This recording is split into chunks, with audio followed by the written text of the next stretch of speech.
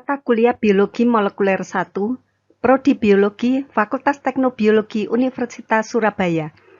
Cloning pada bakteri gram positif, Mei 2020.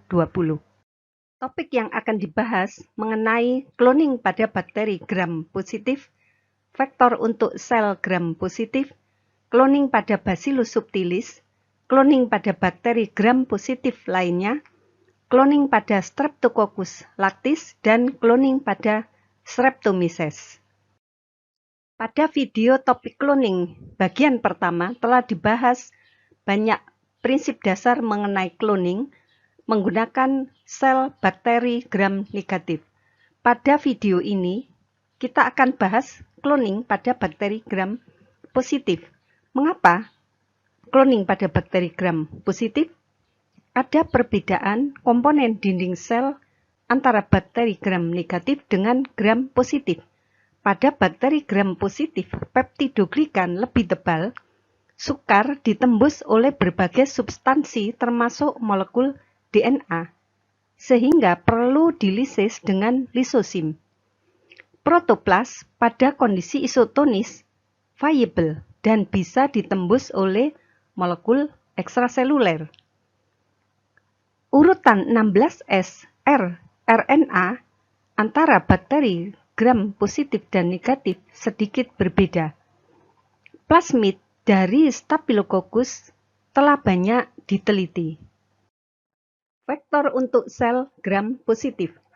Plasmid yang paling umum digunakan untuk cloning pada Bacillus subtilis berasal dari 4 plasmid Staphylococcus aureus.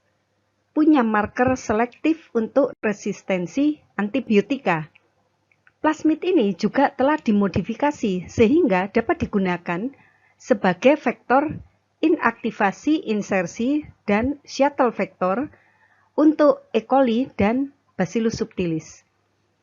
Memiliki copy number antara 20-50 copy plasmid per sel. Contoh vektor PHV 11, PPL 603, dan sebagainya. Vektor ekspresi untuk gram positif bisa dikenali oleh E. coli. E. coli memiliki kemampuan untuk mengenali signal transkripsi dan translasi dari organisme lain termasuk ragi. Untuk Bacillus subtilis, kontrol ini lebih ketat. Satu-satunya contoh ekspresi heterologis di Bacillus subtilis adalah ekspresi gen resistensi antibiotika dari Staphylococcus aureus. Vektor ekskresi berasal dari gen alfa amilase dan protease netral dari Bacillus amyloliquefaciens dan gen alfa amilase dari Bacillus subtilis. Contoh plasmid PKTH68. Aplikasinya, Bacillus subtilis yang membawa plasmid tersebut menghasilkan dan mengekskresikan polipeptida interferon aktif. Dengan adanya vektor ekskresi ini, maka protein yang dihasilkan dapat disekresikan ke lingkungan, ke media pertumbuhannya. Kita akan membahas cloning pada Bacillus subtilis. Sel ini merupakan prototipe dari semua sel bacilli. Keuntungan pemanfaatannya dibandingkan cloning pada Escherichia coli adalah Bacillus subtilis telah banyak digunakan pada fermentasi skala industri. Selain itu, Bacillus mensintesis protein penting seperti amilase, beta-laktamase, dan berbagai protease yang diekskresikan ke medium pertumbuhan, sehingga pemurniannya lebih mudah. Pada Bacillus subtilis juga ditemukan adanya fenomena transport. Salah satu karakteristik yang paling penting dari Bacillus subtilis adalah kecenderungannya mengekskresikan protein yang disintesis ke medium pertumbuhannya. Sedangkan pada E. coli, banyak protein yang demikian hanya bisa diproduksi di ruang periplasma karena susunan dinding selnya yang khusus yang berbeda dari bakteri gram positif.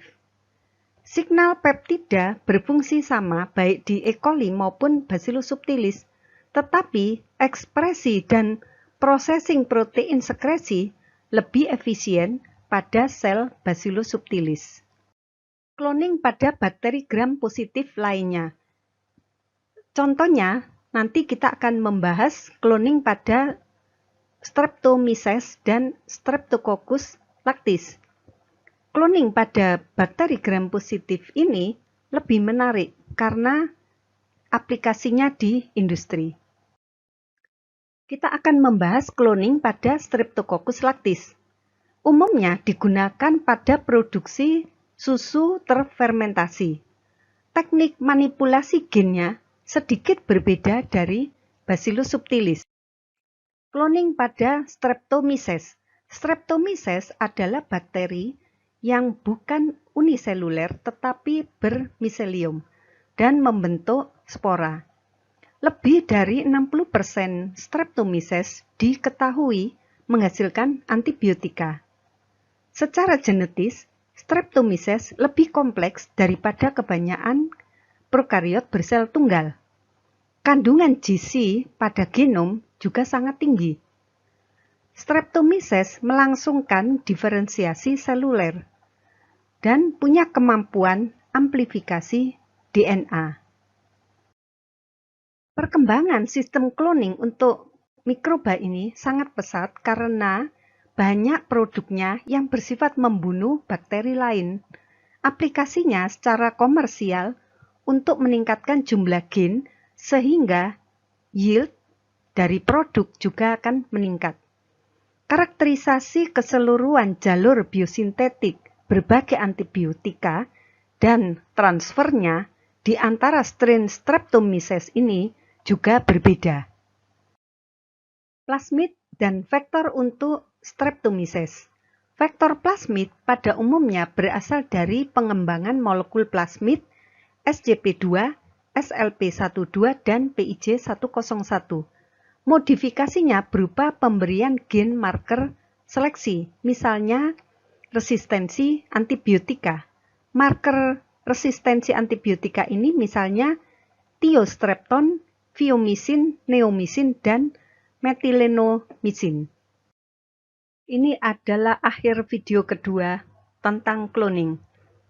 Jawab latihan soal berikut ini. Jelaskan perbedaan komponen cloning antara bakteri gram positif dan negatif. Terima kasih.